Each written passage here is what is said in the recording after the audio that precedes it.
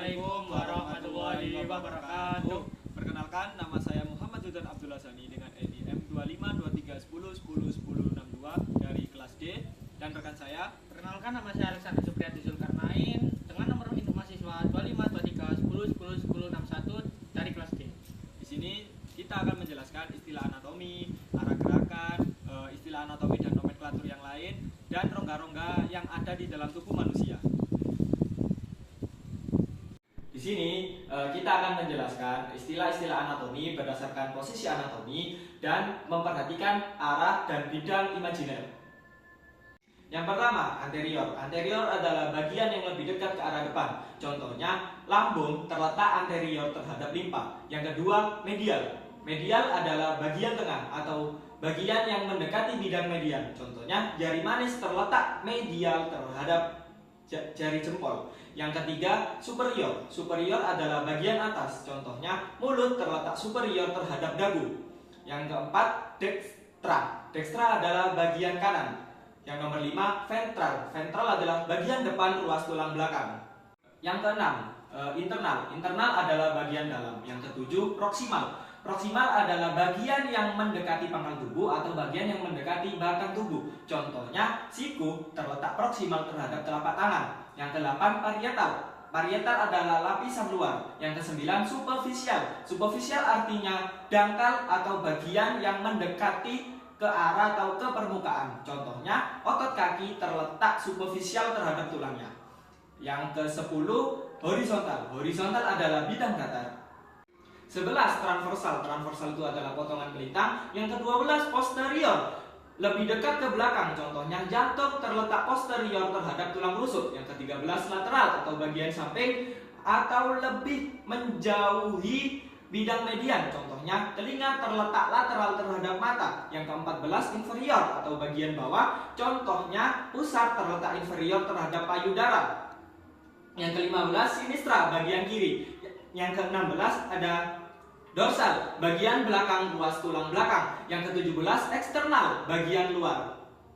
Yang ke-18 adalah distal. Distal adalah bagian ujung atau yang menjauhi batang tubuh.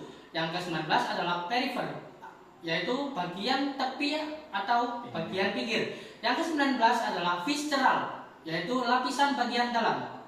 Yang ke-21 adalah profunda. Profunda adalah bagian dalam atau yang menjauhi dari permukaan. Yang ke-22 adalah vertika. Vertika adalah bidang tegak. Yang ke-23 adalah longitudinal. Longitudinal adalah potongan yang memanjang. Yang ke-24 adalah sentral. Sentral adalah bagian tengah. Yang ke-25 adalah ascendant. Ascendant adalah bagian naik. Yang ke-26 adalah descendant. Descendant adalah bagian turun. Yang ke-27 adalah kranial. Kranial adalah bagian kepala. Yang ke-28 adalah caudal. Caudal adalah bagian ekor. Yang ke-29 adalah palmar, ke arah palmaris manus, yaitu anggota gerak atas. Yang ke-30 adalah plantar, ke arah plantar pedis, yaitu anggota gerak bawah. Yang ke-31 adalah ulnar, ke arah ulna atau tulang hasta. Yang ke-32 adalah radial, yaitu ke arah radius, tulang pengupil. Yang ke-33 adalah tibial, ke arah tibia atau tulang kering. Yang ke-34 adalah fibular, ke arah fibula, tulang betis. Untuk lebih mudah mendeskripsikan anatomi, maka diletakkan garis atau bidang-bidang imajiner atau bidang hayal berikut ini. Yang pertama, pembelahan horizontal, membagi bagian tubuh manusia menjadi dua bagian, yaitu superior dan inferior. Superior itu berarti bagian atas dan inferior berarti bagian bawah. Yang kedua, pembelahan sagital, membagi bagian tubuh manusia menjadi dua bagian, yaitu bagian dextra dan bagian sinistra. Dextra itu untuk bagian kanan dan sinistra itu untuk bagian kiri. Posisi anatomi seperti yang dijelaskan oleh teman saya. Pandangan mata lurus ke depan, kedua tangan menggantung dan ibu jari sedikit menjauhi badan, dan posisi kaki lurus ke depan. Diasumsikan bahwa struktur tubuh manusia idealnya dan normalnya itu seperti ini. Posisi anatomi. Nah, yang selanjutnya adalah posisi front atau tengkorak. Badan menghadap ke bawah, terus wajah menghadap ke bawah, punggung menghadap ke atas.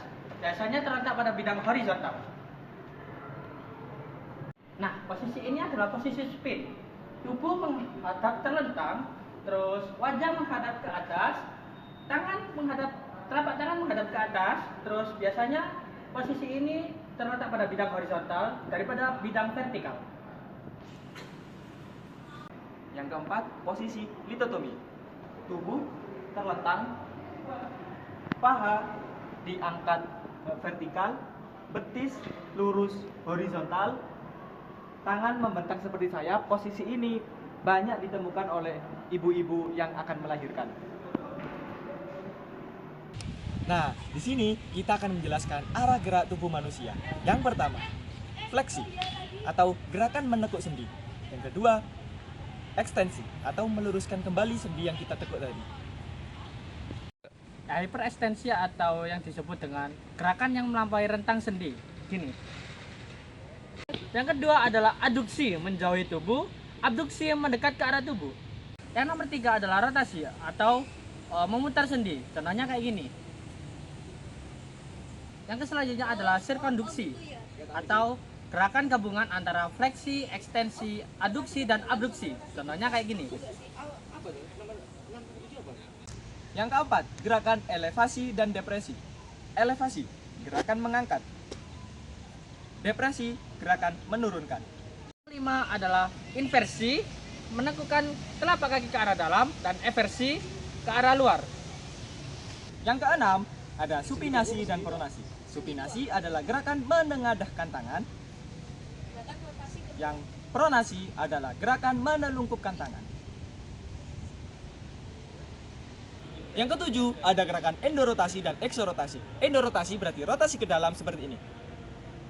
Sedangkan eksorotasi berarti rotasi keluar seperti ini. Istilah anatomi untuk mendeskripsikan dan menyatakan bagian tubuh yang menonjol. 1. Procesus adalah nama umum untuk taju atau benjolan atau tonjolan. Yang kedua, spina, taju yang tajam seperti duri. 3. Tuber, benjolan bulat. Yang keempat, tuber culum, benjolan bulat yang kecil. 5. Krista, gerigi tepi.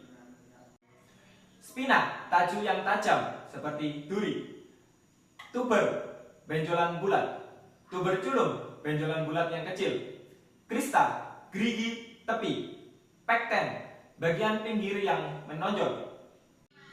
Kondilus, tonjolan di ujung tulang. Epikondilus, benjolan di kondilus. Kornu, tanduk. Linea, garis. Istilah anatomi untuk menyatakan bagian tubuh yang lengkung. 1. Fossa, nama umum. Fossula, fossa yang kecil. Fovea, fossa yang kecil. Favela adalah favela yang kecil, sulcur adalah alur, insular adalah tagi. Nomor 3 yaitu istilah anatomi yang menyatakan saluran, lubang, dan ruangan. Yang pertama foramen yaitu lubang, yang kedua adalah visura adalah celah. Yang ketiga apertura adalah pintu, canalis adalah saluran. Ductus pembuluh, meatus liang. Cavum rongga, celula ruang kecil. Sebagaimana yang kita ketahui, di dalam struktur tubuh manusia terdapat beberapa rongga-rongga atau ruang yang disebut cavum. Nah, di dalam tubuh manusia ini rongga-rongga atau cavum tadi dibagi menjadi 2, yaitu bagian kepala dan bagian badan. Nah, yang pertama adalah rongga yang terdapat dalam kepala.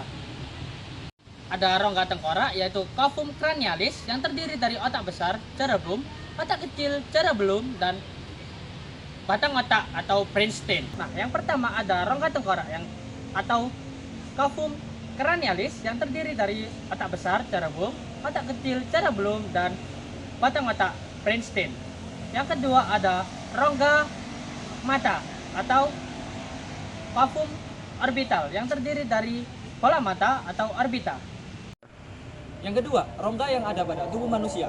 Yang pertama, rongga dada atau cavum toraks. Isinya meliputi paru-paru, pulmo, jantung, kardio, pembuluh darah aorta, pembuluh darah vena cava, arteri dan vena pulmonalis, trakea, bronkus, dan esofagus.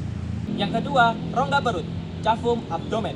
Isinya meliputi gester atau lambung, usus halus, intestinum, duodenum, jejunum, usus besar, kolon, kelenjar pankreas, hati, herpal, ginjal, ranal, limpa, lien. Yang ketiga, rongga panggul atau namanya cavum pelvis. Isinya meliputi kandung kemih atau vesika urinaria, rektum, pada laki-laki kelenjar prostat, pada perempuan uterus, dan indung telur atau ovarium. Yang terakhir adalah rongga telinga tengah atau covum timpalin yang terdiri dari tulang-tulang pendengaran yaitu malleus, incus, dan stapes. Yang ketiga adalah rongga hidung atau covum nasi yaitu pertukaran oksigen atau sirkulasi udara. Yang keempat adalah rongga mulut atau covum oris yang terdiri dari gigi dan lidah.